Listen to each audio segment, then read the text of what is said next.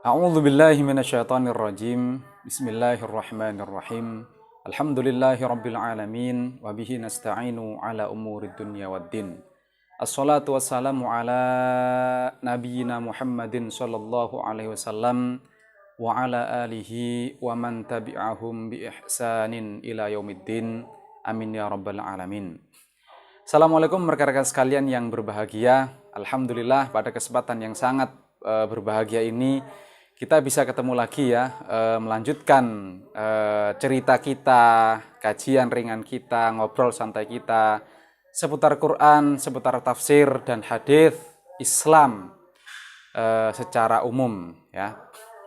Nah, rekan-rekan sekalian, kita masih akan membahas tentang bagaimana kita menyikapi tentang hal-hal metafisika, gaib metafisika, yaitu term-term yang terkait dengan tema eskatologi ya, seperti Allah, kemudian malaikat, jin, iblis, setan dan lain seterusnya. Yang kali ini kita lebih ke jin itu ya, iblis, otomatis nanti kita akan membahas malaikat, setan dan seterusnya. Nah, rekan-rekan sekalian, di masyarakat kita itu ya, di lingkungan kita itu sering kita menemukan atau menjumpai ya, istilahnya itu keyakinan-keyakinan atau kepercayaan lokal ya. Jadi tetapi kita itu mendapatkan keyakinan itu, mendapatkan kepercayaan itu secara turun-temurun ya, secara turun-temurun tanpa adanya tanpa mempertanyakan ya, mungkin tanpa kritik gitu, sehingga kita terima apa adanya sejak kecil ya, dan itu terus kita bawa sampai kita dewasa. Nah, rekan-rekan sekalian, kita sebagai muslimin mukminin ya, tentu saja keimanan itu merupakan hal-hal yang fundamental di dalam berislam itu. Itu adalah hal-hal akidah ya, keyakinan akidah yang itu sangat menentukan ya, kebahagiaan, keselamatan kita fid dunya wal akhirah ya. Tidak cukup seseorang itu hanya beramal soleh tetapi dia tidak beriman ya. Banyak orang yang beramal soleh saya rasa, tetapi dia tidak beriman kepada Allah, tidak beriman kepada Rasulullah, tidak beriman kepada Al-Quran, yaumil akhir, malaikat, ya, dan lain seterusnya. Mereka beramal soleh, mereka membuat produk-produk yang bermanfaat bagi manusia, tetapi secara akidah, secara keyakinan mereka salah. Ya, menurut kacamata Al-Quran, tentu saja kita seorang mukmin muslimin. Ya. Begitu juga orang yang hanya beriman, ya, tetapi dia tidak beramal soleh, berbuat kerusakan terus, korupsi, ya, menyakiti orang lain, mengganggu orang lain, ya, zalim kepada sesama, berbuat kerusakan, ya itu tidak, menurut teologi Quran, itu bukan mencukupi syarat untuk orang bisa selamat dan bahagia fid dunya wal akhirah. Karena menurut Al-Quran itu orang yang bisa selamat dan bahagia itu adalah innalladzina amanu wa amilus sholihat, yaitu orang-orang yang beriman dan beramal soleh. Tidak beriman saja, tapi juga beramal soleh. Tidak beramal soleh saja, tetapi juga beriman. Kalau hanya beriman saja tanpa beramal soleh, iblis itu beriman. Ya, ayatnya sudah kita kutip kemarin. Ya, ma mana'aka antas sudah lima khalaqtu biyadi, kata Allah. Apa wahai iblis yang membuat kamu itu enggan sujud hormat pada Adam yang telah kuciptakan dengan tanganku, kata Allah. Dengan kekuatanku, dengan kekuasaanku. Iblis mengatakan, ana khairun minhu khalaqtani min nar. Jelas iblis mengatakan, khalaqtani min nar, wahai Allah, engkau menciptakan aku dari api. Berarti di situ iblis sudah beriman, mengimani Allah itu. Engkau menciptakan aku dari api, sedangkan Adam dari tanah. Ya, jadi tidak cukup hanya beramal soleh saja atau beriman saja tanpa beramal. Harus dua-duanya, ya beriman ya beramal soleh. Nah, rekan-rekan sekalian, memang di dalam keyakinan turunan itu, keyakinan primitif, ada istilahnya itu animisme dan dinamisme, ya. Animisme dan dinamisme, ya, memang Islam ini datang ke Indonesia itu belakangan, ya. Hindu Buddha dulu, kemudian Kristen dulu, barulah Islam gitu. Artinya Islam itu bukan agama asli di Nusantara atau di Indonesia ini, ya. Islam itu agama pendatang, ya. Nah, rekan-rekan sekalian, jadi keyakinan-keyakinan itu apa yang disebut dengan keyakinan animisme dan dinamisme, ya. Jadi animisme dan dinamisme itu keyakinan terhadap roh-roh nenek moyang, ya. Roh-roh nenek moyang, bahwasanya roh-roh nenek moyang itu bisa menempati suatu tempat, misalkan di pohon, di rumah, di goa, di rumah kosong, ya, di batu besar, di sungai, di sawah, misalkan di gunung, di hutan, dan lain seterusnya dan lain sebagainya. Jadi keyakinan bahwasanya roh-roh nenek moyang kita yang telah wafat itu gentayangan gitu. Itu adalah keyakinan animisme. Ya. Nah, keyakinan ini itu berkembang, ya, seiring tentu saja dengan sifat karakteristik akal manusia, terutama otak kanannya, otak imajinatifnya itu. Ya, dia bisa berhayal, bisa menghayal apapun, menghayal apa saja tanpa ada rujukan yang jelas. Ini bedanya dengan Islam. Kalau Islam itu berkeyakinan, tetapi keyakinannya itu tidak berdasarkan hayalan, tetapi dia berdasarkan data, fakta, informasi kitab suci yang diyakini, Al-Quranul Karim. Itulah Islam namanya. Yang lantas disebut dengan al-aqidah, akidah itu. Ya. Nah, keyakinan-keyakinan animisme itu berkembang dan itu akhirnya masuk di dalam Islam, keyakinan Islam tanpa adanya kritik. Misalkan kita mendengar, ya, pernah mendengar di sebuah masjid misalkan itu ada semacam apa istilahnya itu tembang gitu yang mengatakan malam Jumat roh nunggu onok lawang jaluk kiriman saayat saka Quran barang olah ora oleh saayat saka Quran bali menyang kubur berbesmili ketangisan, ya. Itu adalah keyakinan itu tidak bersumber di dalam Al-Quran. Tidak ada di dalam Al-Quran keyakinan itu, rekan-rekan sekalian. Tidak ada almarhumah yang sudah wafat itu, tidak ada ceritanya kok malam Jumat pulang ke rumahnya lagi, apalagi nunggu di depan pintu, apalagi minta makanan Al-Quran. Itu jelas salah. Tidak ada referensinya di dalam Al-Quran. Ya, itu hanya tradisi-tradisi lokal yang keyakinan-keyakinan turunan yang itu menurut saya terdampak dari keyakinan animisme yang tidak dikritik, yang tidak dikoreksi sehingga masuk campur aduk di dalam keyakinan Islam. Ya. Sekali lagi, oke, kalau misalkan itu konteks fiksi, ya. Konteks fiksi itu seperti film, ya. Seperti cerita novel, ya, seperti drama. Itu adalah cerita, tapi cerita karangan, rekaan, fiksi, fiksional. Jadi hanya berdasarkan imajinasi belaka. Tujuannya adalah untuk menghibur, hiburan.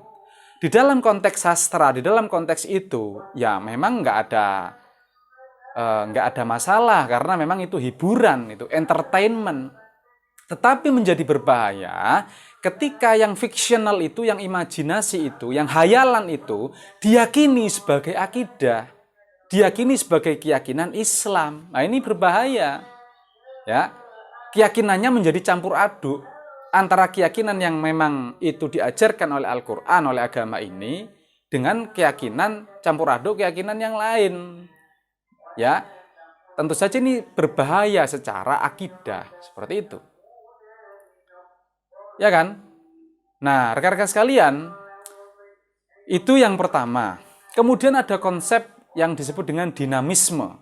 Ya.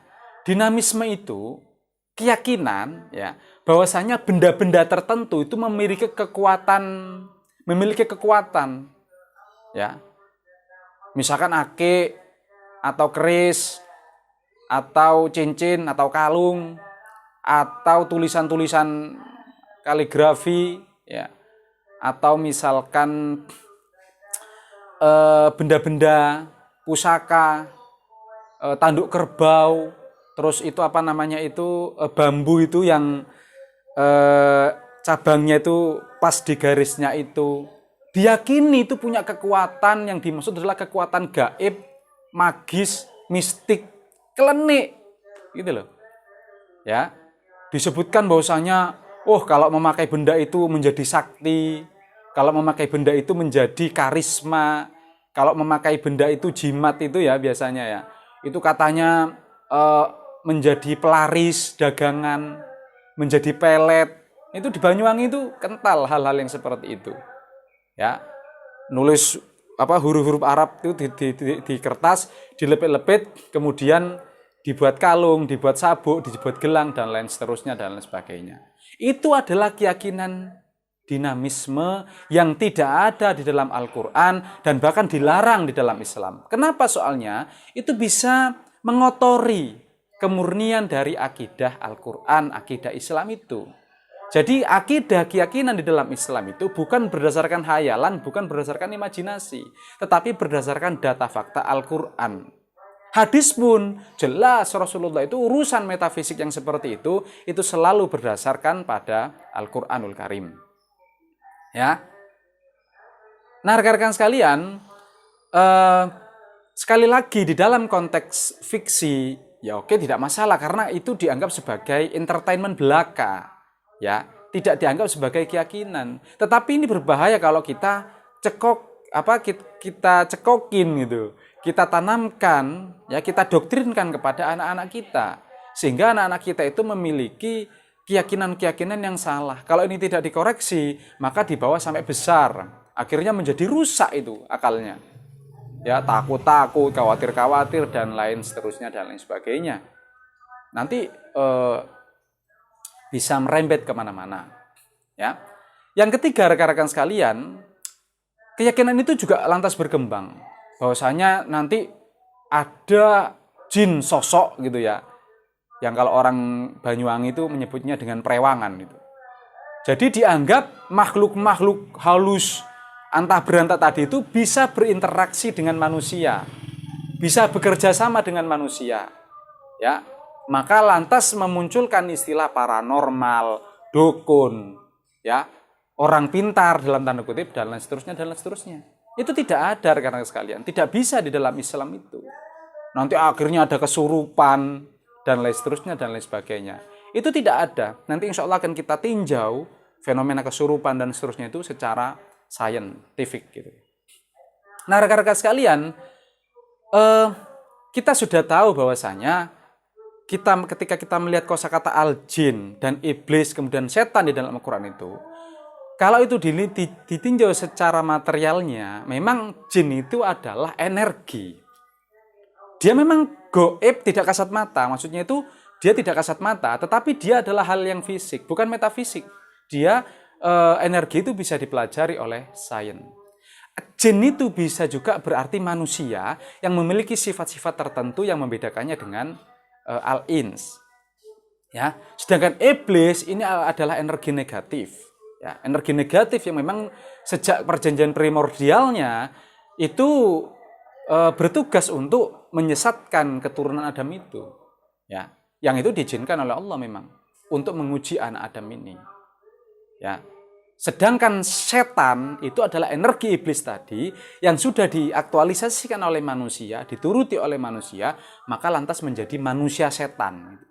Ya, syayatinal insi wal jin, syayatinal jin wal ins. Nah, rekan-rekan sekalian, kalau diartikan benda-benda tadi itu memiliki kekuatan, kalau dia disebutkan memiliki energi ya, energi yang tadi ya, secara fisika tadi, ya tidak ada masalah, asalkan tidak dikait-kaitkan dengan yang mitos, klenik, ya, mistis dan lain seterusnya. Lah, rekan-rekan sekalian, ternyata iman itu ya, iman kepada jin itu ada sinyalemen semacam kritikan di dalam Al-Quran yang disebutkan di dalam surat As-Saba surat 34 ayat 41 di sini sudah saya catat ya di sini ya. Mari kita buka ayatnya ya. Surat Saba 34 ayat 41. A'udzubillahi minasyaitonirrajim. Bismillahirrahmanirrahim. Dari 40 kita baca. Wa yauma yahsyuruhum jami'an tsumma yaqulu lil malaikati aha ula'i iyyakum kanu ya'budun qalu subhanaka anta waliyuna min dunihim bal kanu ya'budunal jin aktsaruhum bihim mu'minun. Pada hari ketika Allah mengumpulkan mereka, yakni di padang mahsyar atau di yaumil mahsyar, ya di mahsyar itu Allah kumpulkan semuanya. Kemudian Allah berfirman kepada para malaikat, hai para malaikat, apakah mereka ini menyembahmu? Lantas para malaikat menjawab, subhanak, maha suci engkau ya Allah, engkaulah wali kami, engkaulah Tuhan kami. Selain mereka, tetapi mereka itu menyembah jin. Nah ini yang menarik. Tetapi mereka menyembah jin dan sebagian mayoritas mereka itu beriman kepada jin itu. Nah rekan-rekan sekalian, jadi beriman kepada jin itu menurut Sabak 41 ini itu dikritik oleh Al-Quran. Karena apa? Memang jin itu bukan sesuatu yang lantas harus diimani layaknya malaikat itu. Layaknya Allah yang harus diimani ya. Layaknya hari kiamat yang harus diimani. Kalau jin ini sesuatu yang fisik dan memang menurut 3441 ini bal aktsaruhum mu'minun. Mereka itu beriman kepada jin itu. Ya, padahal kalau kita kutip surat misalkan 255 di situ jelas beriman itu hanya 5 gitu. Kepada jin itu tidak termasuk rukun iman. Ya, antuk minu billahi ya kan? Amanar rasul bima unzila ilaihi mir rabbihi wal mu'minun. Kullun amana billahi wa malaikatihi wa kutubihi wa rasulihi wal yaumil akhir. Ya, beriman kepada Allah, kemudian kepada malaikat, kepada kitab-kitab, kepada para nabi dan kepada hari akhir. Iman kepada jin itu bukan termasuk keimanan. Memang jin itu bukan sesuatu yang perlu diimani. Dia ada sesuatu yang fisik yang bisa diketahui oleh ilmu pengetahuan. Ya, apakah nanti lantas kita hanya beriman kepada 5 itu? Ya, insya Allah akan kita eksplor lebih jauh pada pertemuan yang akan datang. Kali ini itu dulu yang ingin saya ceritakan. Terima kasih atas segala perhatian, mudah-mudahan ada manfaatnya. Akhiru da'wahum anil hamdulillahirabbil alamin. Assalamualaikum warahmatullahi wabarakatuh.